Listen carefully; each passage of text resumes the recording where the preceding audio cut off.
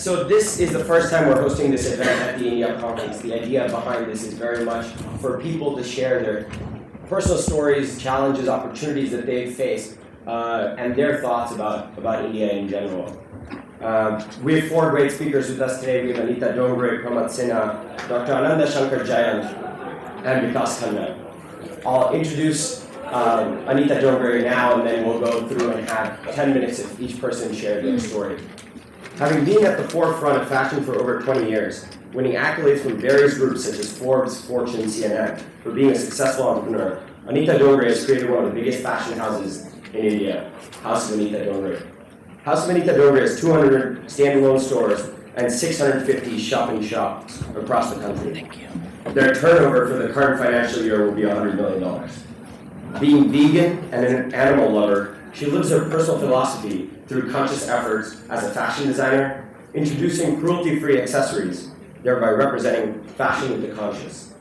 Without further ado, Anita Dongre.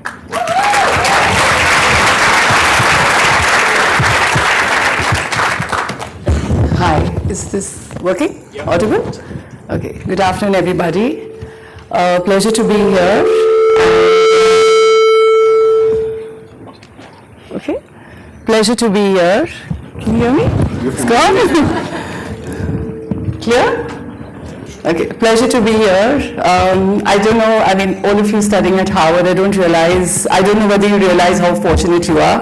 All my life I had one burning desire, and that was to do an MBA from Howard. Never got around to doing it, but here I am 30 years later. I was very fortunate that at the age of 15, I knew that I wanted to study fashion design. I was lucky there. Armed with a fashion design degree from Bombay at 21, unable to do the Harvard.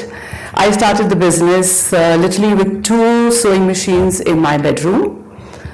From the 2 sewing machines in the bedroom, got thrown out of my mom within a year because I, cluttered the house, got thrown out into a friend's car garage. From the friend's car garage to multiple, little factories, slums of Mumbai, Dharavi, terrible places to work in, industrial sheds, and finally last year, a long-standing dream of mine to create one of the most beautiful spaces in India, to create a world-class fashion house, came alive just last year, last March. Can I have that? So we moved into the House of Anita Dongre premises. This is 100,000 square feet. It's an eco-friendly, environmental-friendly building, designed by scratch from me and my team. 700 of us work from this building. The company is now about 2,400 of us. And it's been a great journey the last 25 years. Several ups and downs, but I think the one thing that has worked and got us to where we are today is just a lot of hard work, a lot of perseverance, never giving up. There have been moments when I wanted to give up, but every morning's been, woken up fresh and said, no, I think I can make this happen. And I think great teamwork. I started the business with my brother and sister. All 3 of us have the same passion and zeal, and of course today it's a completely professional organization with some amazing professionals working with us. So now back to me. I am a mother of 6. I have 6 babies.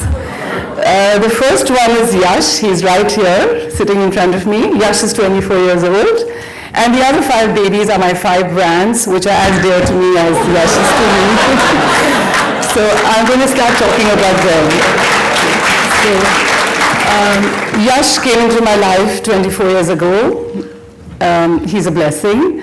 18 years ago, I was absolutely dying to create a brand that I felt that the Indian woman needed, because times were changing. The Indian woman had finally decided that, she's going to start taking up careers. She was working.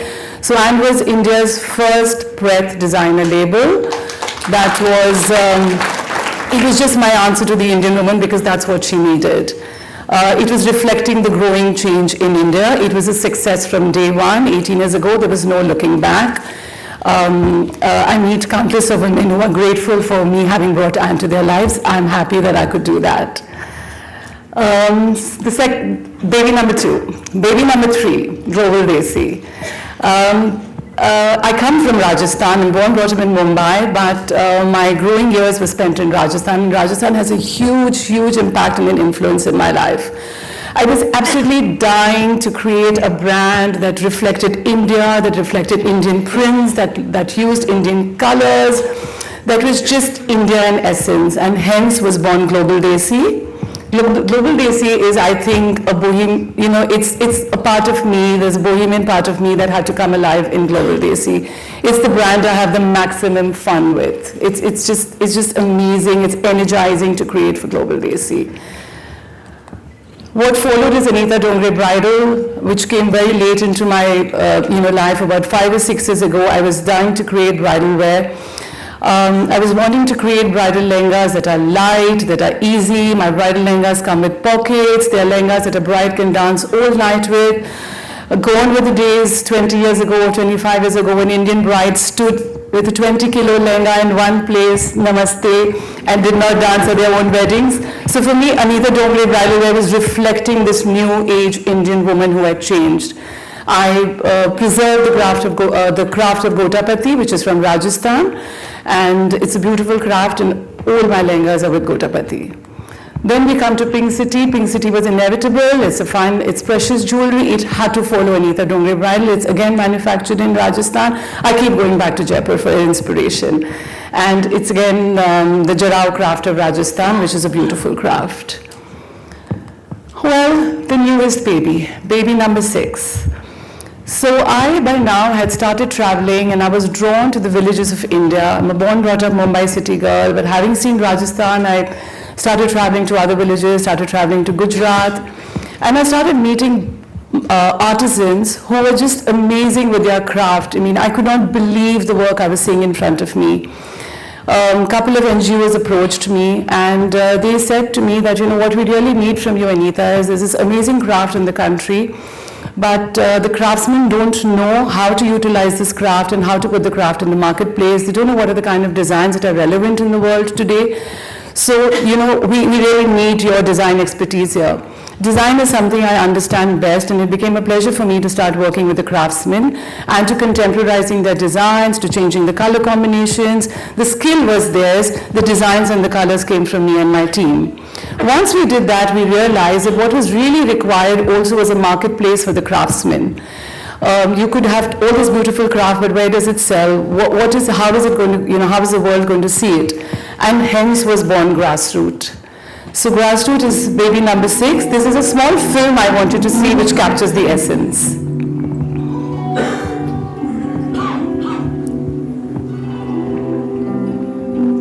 Before the artisans, he was a lifeline. Before the country stops breathing, these beautiful stories end.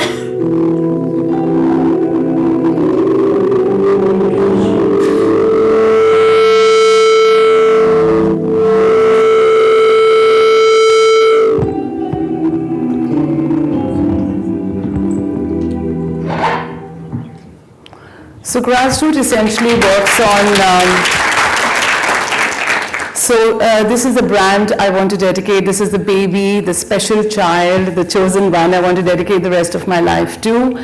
It works on 3 very simple principles: revive, sustain, empower. Revive and sustain, I've just about explained to you. We go to the craftsmen, we try to revive the craft. We've created a sustainable model where Grassroot will be the marketplace for them. Empower. We've just started the empowerment program. The Anita Dongre Foundation has just begun work in a village called Charoti, which is 2 hours away from Bombay. Here we are partnering with the Indian government. And this was a village where there was no skilled craftsmen and no skilled labor. The only source of income in the village was agriculture. And due to the vagaries of monsoon, there could be years when the villagers had there was no work and there was no money even to eat food. We've gone in, we've started training about 40 women. We've taught them the art of sewing, we've taught them hand embroidery, and we've created a workshop there. I firmly believe the answer to, I believe companies today and corporates need to understand that we need to take the work to the villages, and the villager does not have to come to the city looking for employment. villages have to become a sustainable model, and it's really our work to ensure that work goes to the villages. So Charity is a successful program. It's worked beautifully because it's provided a source of income for the village woman while living in her own village and without having to move to the city. Grassroots for me is a brand that for me it's a global brand. I wanted to reach beyond culture, beyond race, beyond color. I want any woman in the world to identify with it, but it has an Indian soul, and it works towards the 3 principles I spoke about. My dream for the future is I really believe that what we fashion designers and as a community have to now look after is the craft is not going to survive if we don't do something really seriously about it right now, because we're losing time. There's probably the next generation is not going to practice the craft that their fathers did, whether it's the weavers from Benares or whether it's even a woman in Bhuj and does the beautiful hand embroidery. The children are not taking to the craft. The children today want to migrate to the cities. They want to become computer operators. I think it's great. I think technology must be taken to the villages. Our villages must have technology. But I dream of a village where the handloom and the laptop and your WhatsApp and your Wi-Fi survive next to each other. For me, technology has to be the tool. It has to be an enabler. But I really am concerned that we need to preserve the old, because in one more generation, and we'll have lost some crafts. So many crafts in India that are just so intrinsic to India and are not practiced in any part of the world. So it's this whole need of wanting to hold on to the old, but still embracing the new. I feel the same about recipes, Vikas. All our mothers and our grandmothers' recipes, I feel, are just going to go down because the young are no longer cooking. So I just feel that that's another thing we need to preserve: the food, the craft. There's so much to be done. I'm ending with this little film. I want to tell you a little about it.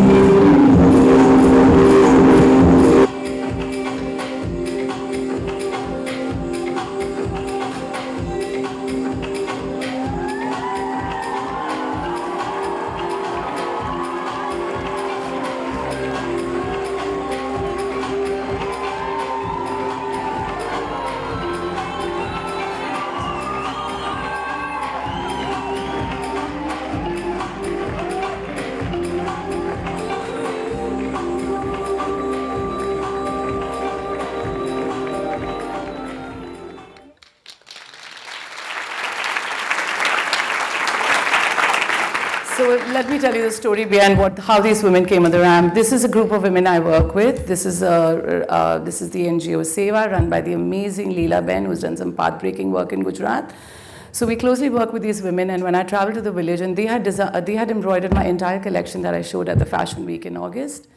They said to me, we've never been to Bombay. What is a fashion show? What does it look like? How do these clothes really look on the ramp? So I invited 25 of them to come to Bombay to actually sit on the front row of my show. There was a curfew in Ahmedabad. They managed to make it literally 2 hours before my show was to start. They walk in backstage and they see the models walking, and I was amazed because these women really, to me, are inspirational. And they said, I thought it would be a great idea. They walked the ramp, and they said, can we walk the ramp? We don't want to sit on the front row. We want to be your showstoppers. And I said, you sure, ladies? No rehearsals, nothing.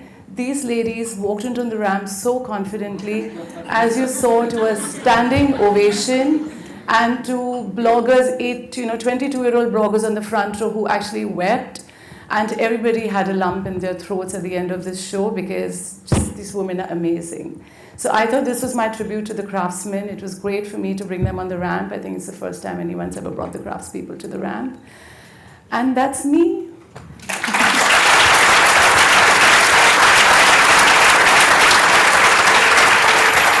Thank you. Thank you so much.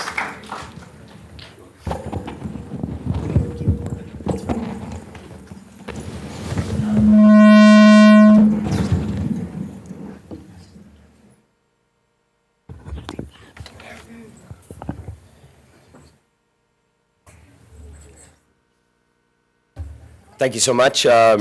Next up, we have Pramat Sinha. Pramat Sinha is the founder and managing director of 9.9 Media Works. He was previously a partner with McKinsey, as a lot of us hope to be at some point.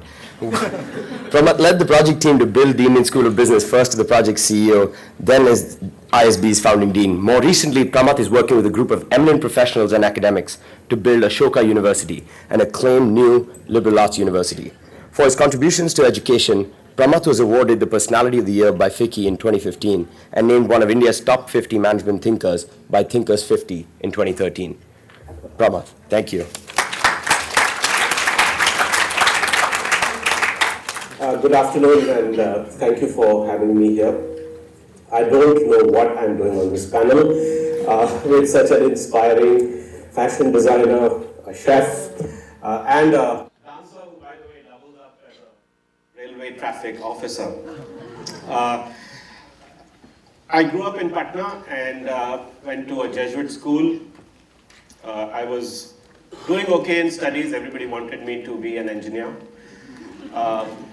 I come from a family of Hindi writers, but there was no say as far as what I wanted to do. I took the IIT entrance test. Unfortunately, I qualified. I had a rank of 994, which is written somewhere on my head, because that meant that I had to study metallurgical engineering, which I did not know the spelling of. And I ended up becoming an engineer. Thankfully, there were a few teachers who saw the potential in me and said, don't do an MBA.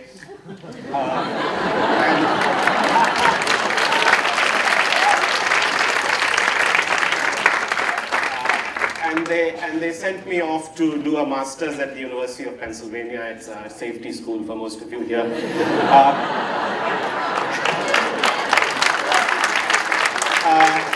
Yeah, that should get some claps. Inspired by another amazing teacher who happened to be a woman, first woman CS PhD in the United States. I ended up doing a PhD, then decided to become an academic, and I hated it. And thankfully McKinsey came and rescued me. I was a diversified hire at McKinsey. I would paid less than the Harvard MBAs. I did not get a sign-on bonus. I was told that to become a partner at McKinsey, I would take longer than the Harvard Business School guys. So you know there is some scars on my back here. So. Fortunately, I ended up running into a project where I had to help build a business school in India. And that has completely transformed my life.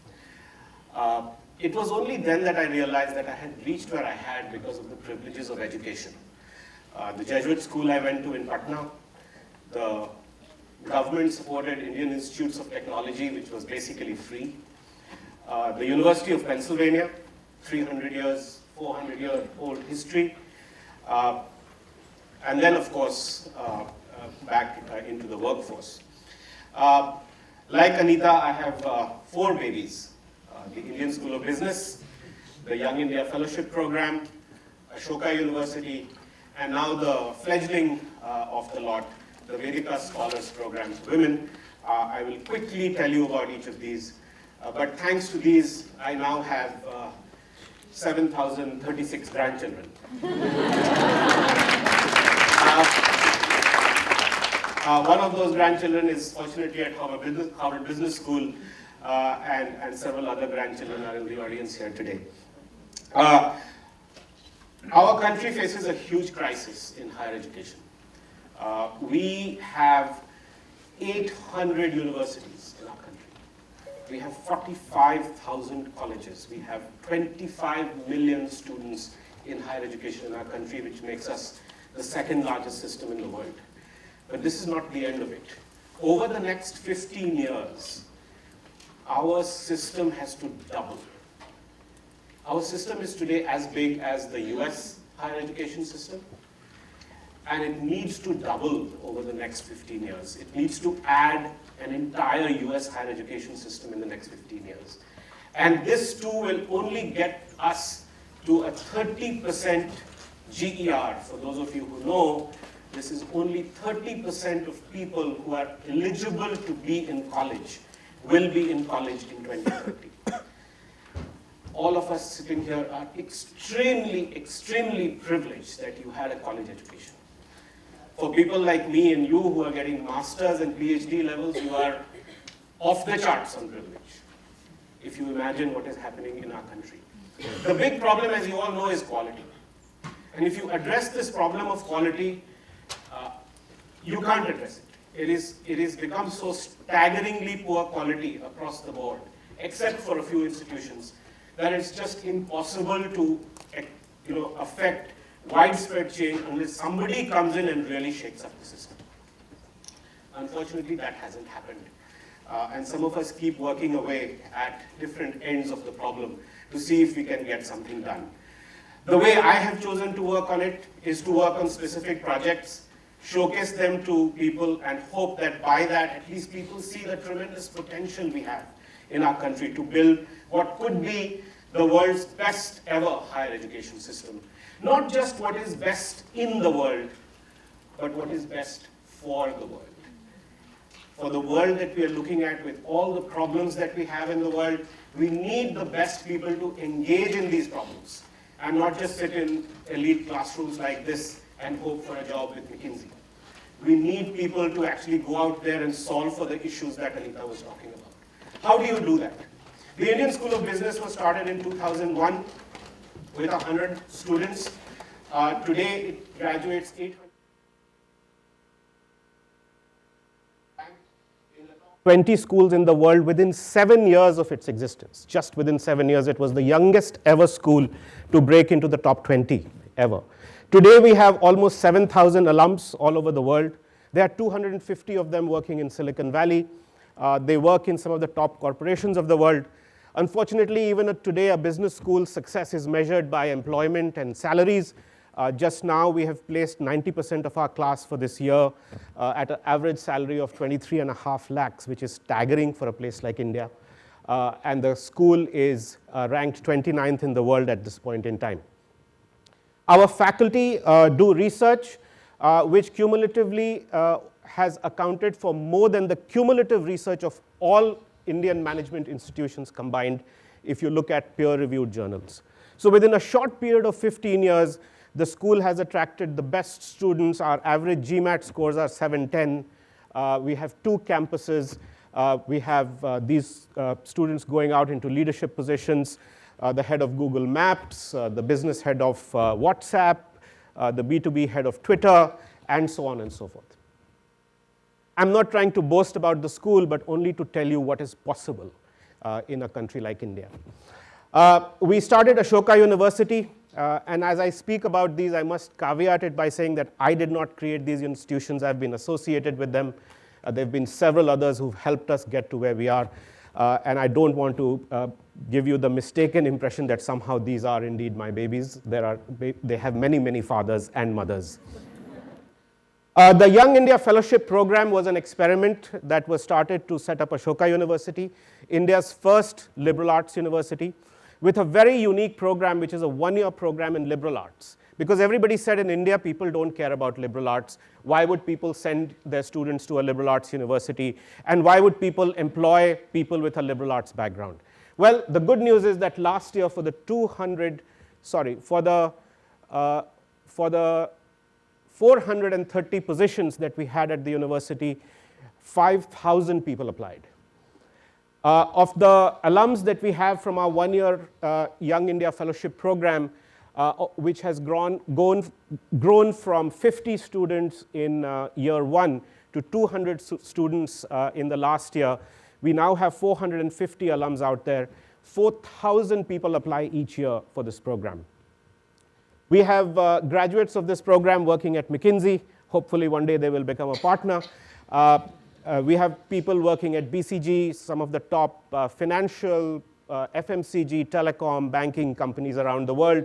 We have people working at Seva and Pradhan and some of the best NGOs in India. We have people going off to top business schools like this one, as well as some other ones like Harvard and Stanford and Kellogg and Wharton and so on. Sorry, I said this one, I meant Harvard. We have people doing PhDs at Yale, Columbia, Penn, Oxford, Cambridge.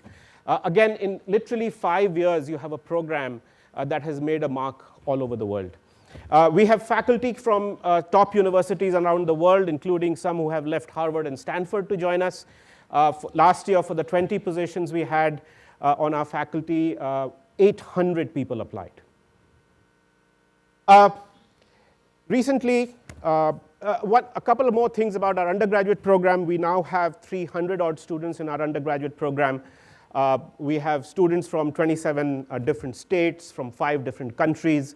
And by the way, in both ISB and Ashoka, we have generous scholarships and loans available to students so that the education is not inaccessible. At Ashoka, 60% of students are supported with some form of scholarship, several with 100% scholarships for the entire duration of their education. Moving along quickly, the Vedika Scholars Program is probably the world's only program which is an 18-month reimagined MBA program for women only. We have 36 bright women in the class. Because I'm running out of time, I'm only going to tell you that you can check it out at vedikascholars.com. How did this happen? Very quickly, since I have only 2 minutes, collective philanthropy and collective governance. Great institutions are not owned by anyone. They are not owned by any individual. They are not owned by any corporation. They are not owned by any foundation. They are governed by who knows who owns Harvard? Who knows who owns the biggest universities and the best universities in the world? And so you have to create a governance structure where multiple people come together to build great institutions and no one person dominates it. That has been the hallmark of all of these initiatives. Second, even though business guys like me helped set up the school, we had to give independence to the academics to build it.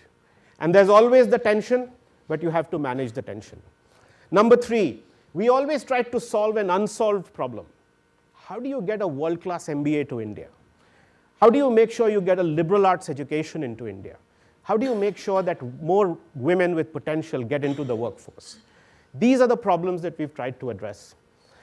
And finally, how do you gear up the curriculum that young people today are empathetic, they are inspired and engaged, not just with building their careers, which there is nothing wrong with, which we all focus on, but also to engage on some of the toughest challenges that we face as a humanity. If our best young people did not work on those issues, then who would? And who's going to solve that problem? Certainly our governments and our politicians have not been able to do that. And so all of you have to go out and do that. And how do you build that into a society, into a curriculum, into an education system that only focuses on careers?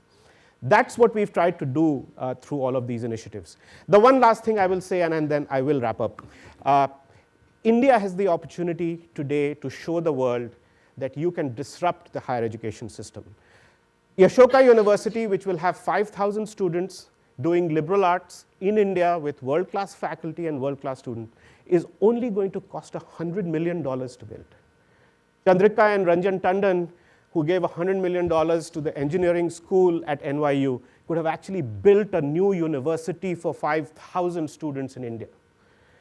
If you take the endowment of Harvard and the $36 billion, which I hear we have here, and you take 5% of that accruing every year, you can build 20 universities every year with that return from that endowment. I leave that thought with you. I hope that many, many more people in India will copy us and follow us. I have to go back to my Hindi roots as I finish this off. If you actually look at the problems we have as a country, including the problems that Anita was talking about, we can all become very overwhelmed about the problems. But there was a famous poet called Dushyant Kumar who said that कौन कहता है कि आसमान में सुराख हो नहीं सकता? कौन कहता है कि आसमान में सुराख हो नहीं सकता? The translation is, who says that you cannot punch a hole in the sky? जरा तबीयत से एक पत्थर तो उछालो यारो. If only each of you could throw a stone up with some passion, my friends. Thank you very much.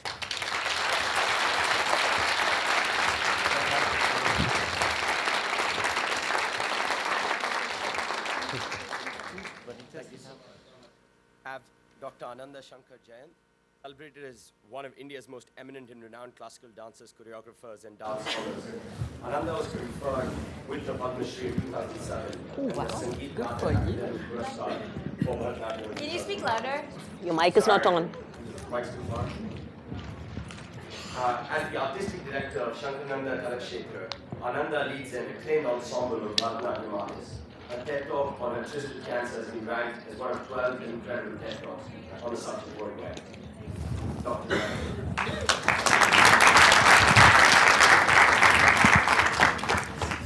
Good afternoon. The email from Samya from the India Conference at Harvard inviting me to speak at this newly introduced Inspire series, believe me friends, has been keeping me in a state of heightened excitement since. This afternoon, I'm completely bowled over by the sheer density of extraordinary minds gathered here. Knowing that each one of you hone your inner talent and skill to then go forth into the universe and make a tangible and positive difference to life on this planet we all call home. Even as I wrap my mind around the multiple and wide spectrum of ideas that you all collectively represent, I just wonder if somewhere in that trajectory you find and include the pursuit of an alternate passion. Chase your passion, find your dreams are exhortations that pursue us from childhood. My own passion found me in a temple. A very market-savvy teacher, I think you switched that off. Yeah. So the temple bells were ringing. A very market-savvy teacher looked at my mother and told her that I had very large eyes. And that's how I was introduced to the world of Bharatanatyam. I think this has gone down.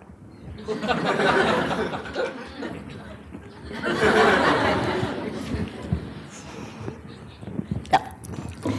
So the temple bells again. So introduced at the age of 4 to the world of Bharatanatyam. Soon this early engagement led to medals and prizes and a scholarship and an invitation to train in Bharatanatyam, classical Indian dance, at the world-renowned Kalakshetra, the Harvard of Indian dance, believe me. And I was there for 6 years from the age of 11, training completely full-time dance, even as I graduated in commerce as a long-distance learner.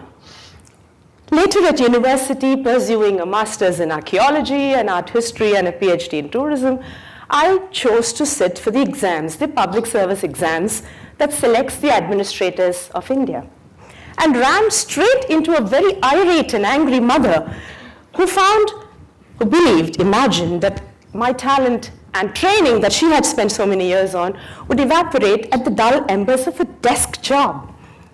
Nevertheless, I was selected into the Indian Railways, a mammoth organization, into the Indian Railway Traffic Service, bursting through a hugely male bastion, becoming the first lady officer or woman officer of the Indian Railways in South Central Railway in South India, where mainline train operations, control room chaos, loading, unloading, track inspections, and even train accidents consumed me. Bureaucracy can get you in its magnetic thrall. And it was my turn then to run into organizational expectations and stereotypes. I actually had well-meaning colleagues come up to me and say, "No, stop your dancing. You had a great job, you landed a great job, no, enough of your dance." But they determined me, and I said, "No, I'm giving up neither my administrative job nor my dance." That, my friends, was 28 years ago. I still serve on the Indian Railways in a rather senior capacity and continue to engage with my dance in its entirety.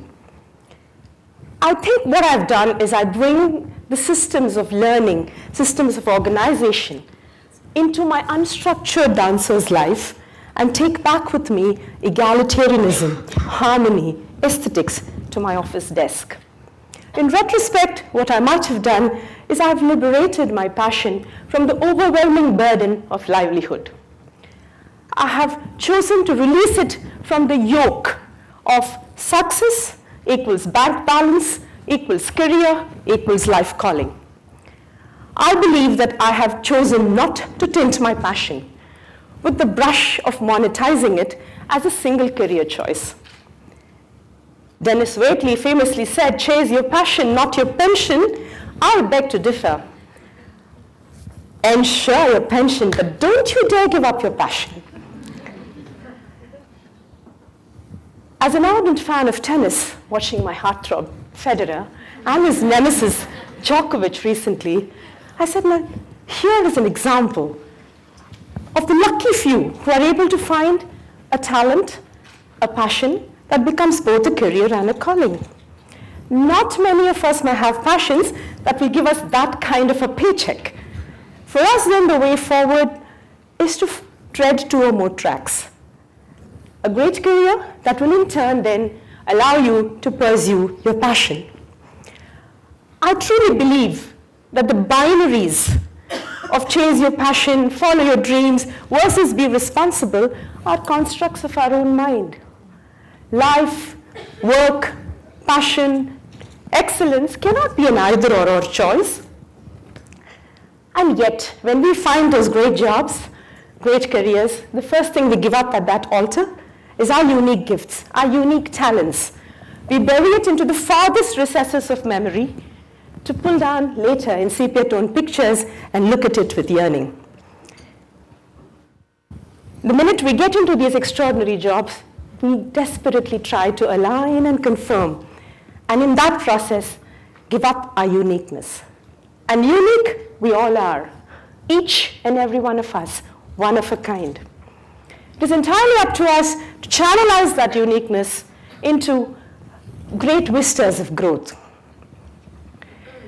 Because that uniqueness is what will take you through life. Because I believe that the only way to go forward is to find that beautiful balance, like a good dancer, between what you love to do and what you need to do to keep doing what you love to do. I think, friends, that to me has been my journey of finding what I love to do, what I need to do to continue doing what I love to do. I think that, the whole process of how we have gone through life has been trying to find that incredible balance. Like a good relationship, it's marrying your outer world with your inner world. It's finding bridges between what nourishes your families, what nourishes you, and what nurtures your soul. The inner canvas that will find color so that it will provide traction to your outer world. And that outer world, in turn, will oil the engines of your dreams. Because I believe that nurturing a passion, nurturing your talent, your uniqueness, is what will help you step up from the mundane and the routine, providing you with extraordinary focus, giving you that extraordinary focus of life, which embellishes your career even as it enriches your core. Because this gift of talent that you will find as your own will become the ignition key to a great life, providing you with purpose and a sense of understanding who you are and your place, the way you inhabit. Because this passion awakens childlike curiosity that extends the learning paradigm, from whence comes forth the ripple effect of inspiration. And inspiration causes you great leaps of faith to invention and innovation. Because this is the big mo, the momentum of your life. Talent equals passion, equals energy, equals excellence, equals life. Because this kind of a passion informs you, influences you in everything you do. Because you owe it to yourself. Because it's eminently possible and entirely desirable to have both a fulfilling career and a soul-satisfying passion. As you buttress your dreams and go on to strengthen your core competency in the search of a great career and a job, what will become your core strength, friends, is this innate calling. This core strength fuels courage, pulverizes obstacles, and makes you fearless.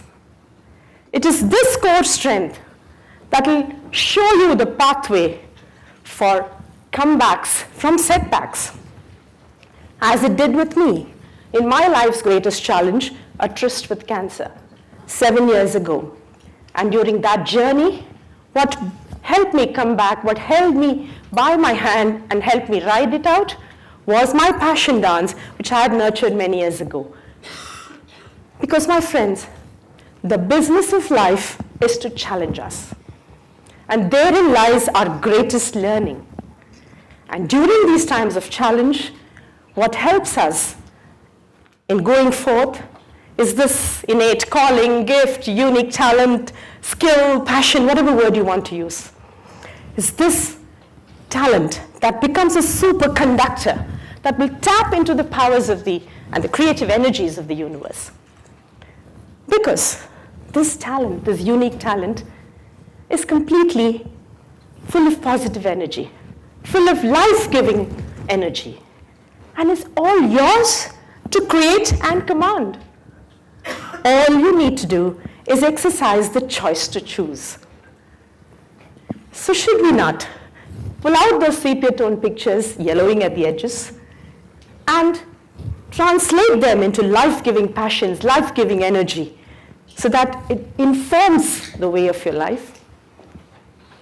Because much as we believe you're all immortal, that exit door and exit date is already happening for all of us. You all will go out from that door.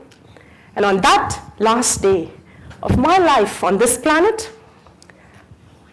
I do not want, when I see that picture, a film of mine flashing in Technicolor, I do not wish myself any regrets. I wish to turn back and say, that was an awesome ride. That was an exquisite dance. Thank you very much.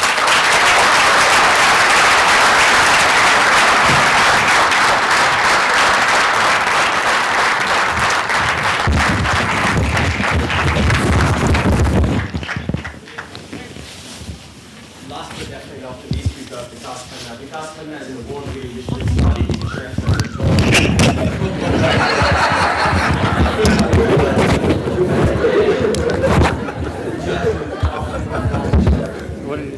In 2011, People magazine named Khanna in the list of the sexiest men alive and also referred to him as the hottest chef of America. Worked for the Taj Oberoi Welcome Group and Leela Group of Hotels with some of the most influential chefs of the world. Vikas.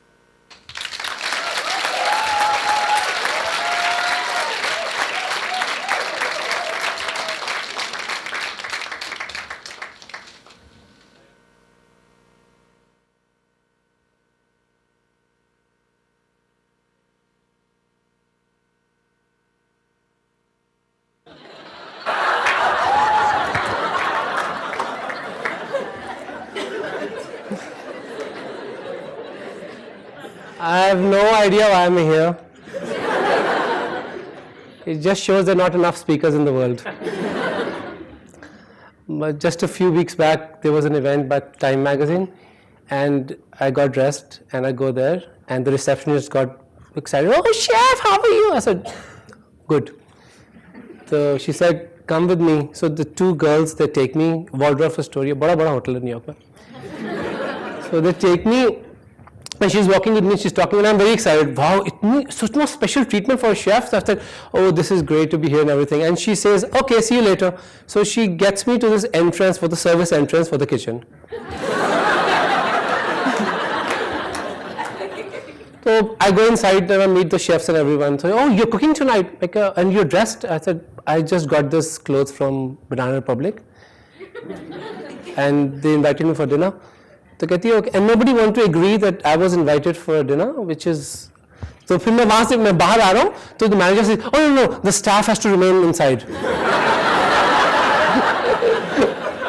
मैंने कहा, what do I do to tell you that I'm invited for the dinner? Somehow that's the irony of life, that you got to make fun of things which you can't control. I think that's the best thing. In 1990, I got a very interesting way to get into hotel management school, which is almost impossible. None of us has failed the interview the worst and got admission, where the principal had to come out all the way and congratulate you. It's never happened. It should not happen to anyone too. So they were very excited looking at me, and I'm very excited because I know how to make chola bhaturas the best, and this is one of the best colleges of India in Manipal. My principal says that, he comes and says that I can teach you everything, but the way you failed in the interview was so amazing.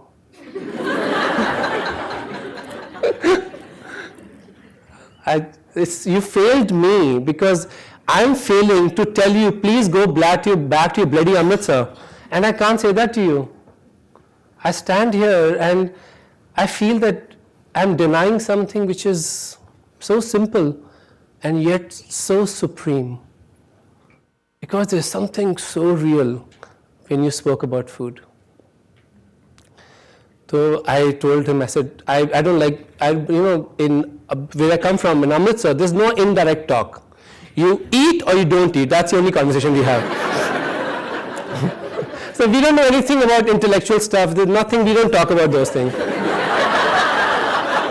I was just telling someone, I said, I come from such a bright city that we put together in India, we can reduce the average IQ level of India. Like, we have that kind of power in Amritsar, like that's real power. Like, every joke the country laughs on is on you. And who laughs the most? We. And sometimes I tell jokers and us, people say, why are you laughing on your own joke? They're making fun of you. I said, oh, that's great, they're talking about us. My principal gives me the admission, he gets me and he says, I can teach you everything in this college, but I cannot teach you passion, which was the name of the restaurant I started in New York in 2010. I go to college, disaster. Ekdam अंग्रेजी नहीं आती, ऊपर से you have to learn French now.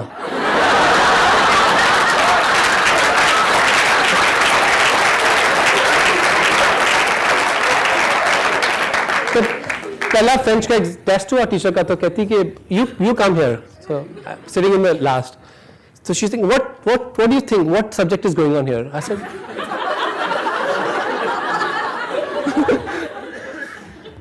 She thinks, did you think that we are going to teach you Punjabi here in this college?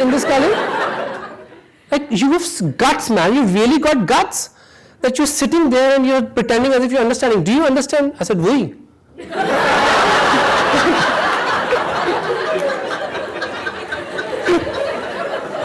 So somehow I could cheat my way through. I passed French.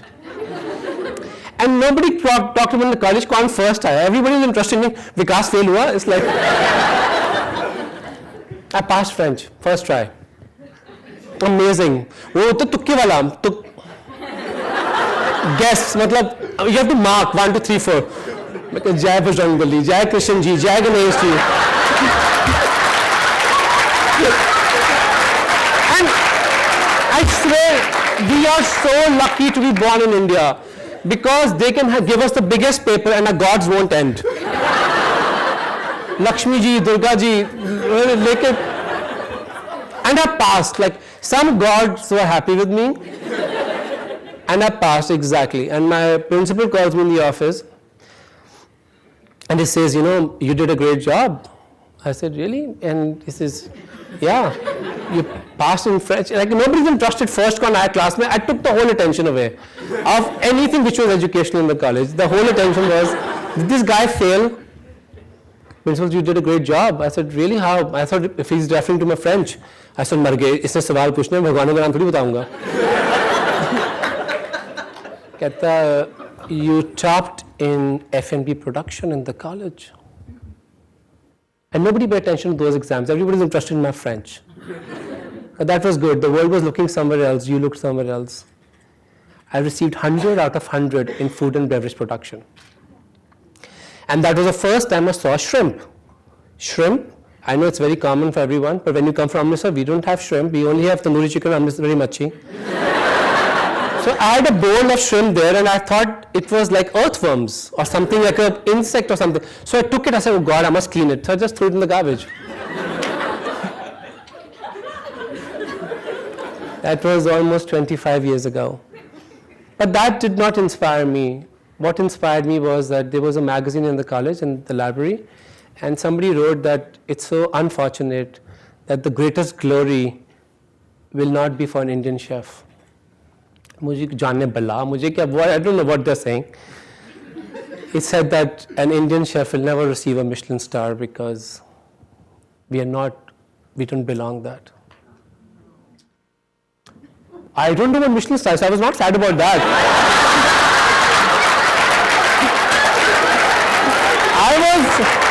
I was happy.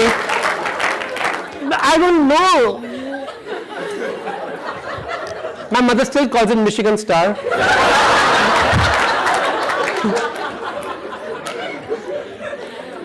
But I asked my teacher, I said, how do you get this thing? He said, what? I said, this Michelin star. He's saying, oh, you really have to work hard.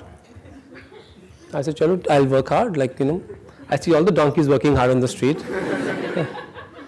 But later I realized that it was not me working hard. It was my parents who were sacrificing every moment of their life. They were working harder than me. It was my grandparents and my brothers and sisters who were working harder to make me believe that whatever that thing you're looking for, you'll get it. It was so much of a generation in India which has just passed away, just wishing us luck for that, sacrificing a whole nation, so that one day, not so bright son of theirs will earn a Michelin star for the country.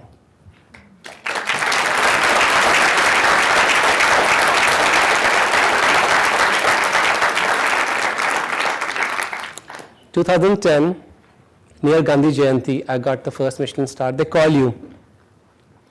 So they call you, and the girl at the reception, she said that, chef, there's a call for you. Only my heart said that it's the call. I waited all my life, 20 years. So I go down. So my restaurant, if you've been to Junoon, the receptionist, my kitchen is open. So she said, chef, there's a call for you. And by chance, the phone was not working in the kitchen. Kitchen, because every time there's somebody says something, bang! So we don't realize the phone is going to break. Nothing is going to happen. That needs little IQ level to understand that. So the phone was broken, and I walked from my kitchen counter, and I go down the steps, and I pass through the prep kitchens and everything. It was 60 seconds, which takes me. I later measured it. 60 seconds for me to get to my office and pick up the phone. And in 60 seconds, I could see flashes of me learning how to cook and roll breads at the Golden Temple, running my small kitty party business with a kitchen without no roof, and it would rain, and seeing a grandmother waiting for you till you finish cleaning of your kitchen, going to the market and buying your chairs for the first time. First time you bought 24 white plates and 23 chairs, and your aunt gave you sofas for your little kitty party house. To the time you went to your college and got slammed there, to the point you worked in America with chefs who were ready to cut off your fingers because they hated you, to the point where you were never a part of a group which got you in because you were always a little different. And your principal, everybody flashed in those 60 seconds till I went down, and I pick up the phone call. And my bad luck, she's speaking in very fancy English. So I wanted to tell her, tell me yes or no,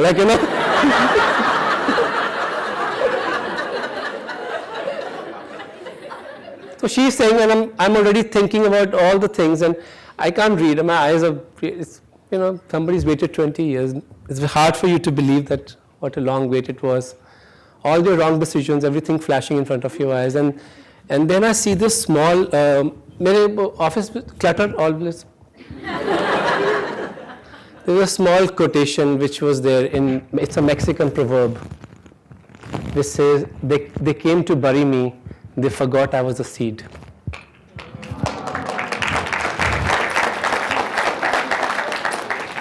It kept me alive for many years. I said, I really want to thank all of them who came to bury me, because if they had not buried me, I would have never grown. I would have never understood the power of resilience. I have no slideshows, nothing, it's just me. It's like, and she said that now you can call yourself a Michelin star chef. That's the only thing I heard.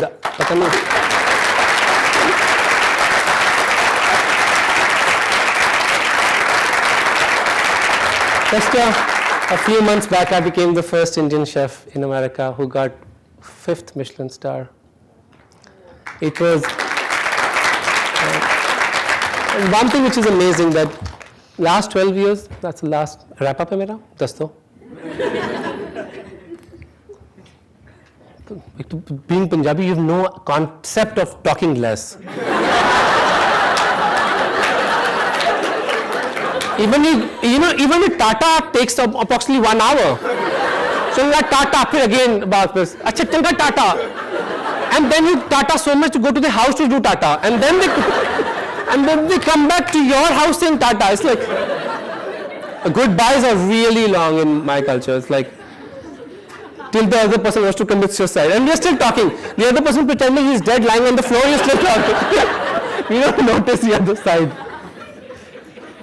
Last 12 years have been a great challenge because I wanted to challenge myself because somebody said that Indian cookbooks are not great. I didn't like that line. It's changed so much now. So last 12 years, I'm going to unveil something which is very close to my heart. It's my book. It's called Utsav.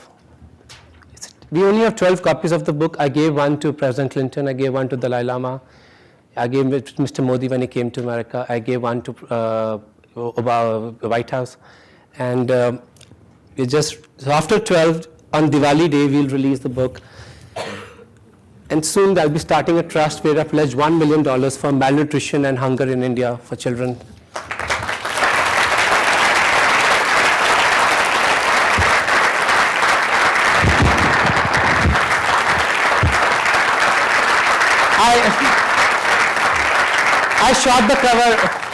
I shot the cover illegally on the backside of Ganges. They said, "Oh, you can't shoot in backside of Ganges. It's pollution." I said, "What?" He's saying, "Oh," I said, "I don't know what you're talking about." So I shot in this because most of the Americans, their reference of India is Taj Mahal, but I wanted to show that that's just a small reflection in our rivers, Taj Mahal. The real India is 3 generations on a boat together towards a direction. And Utsav it's fantastic. I have a problem that I can read everything backwards. It's a disease. So Utsav actually spelled backwards is Vastu. And my first interview, the person who interviewed me first time, Kavita Chopra, is right here. And she talked about Vastus and direction, and she said that it is not a story of an ordinary man. It's a story of an extraordinary dream. She's right here. In 2005, 10 years ago, she did it for her blog. This book is dedicated to transgenders of India, which we call Hijras. We call the third or the invisible sex. We call it everything. Because there's no festival, no ceremony, no ritual is considered auspicious without their blessing.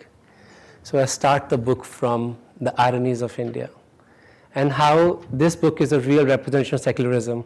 We live in America, so we know Rosh Hashanah. But in India, when you speak about it, you might not know that the first immigrants to India were Jews. The first people who came to India and were allowed, we can all discuss about problems of India, but I tell you, it's a bloody great country.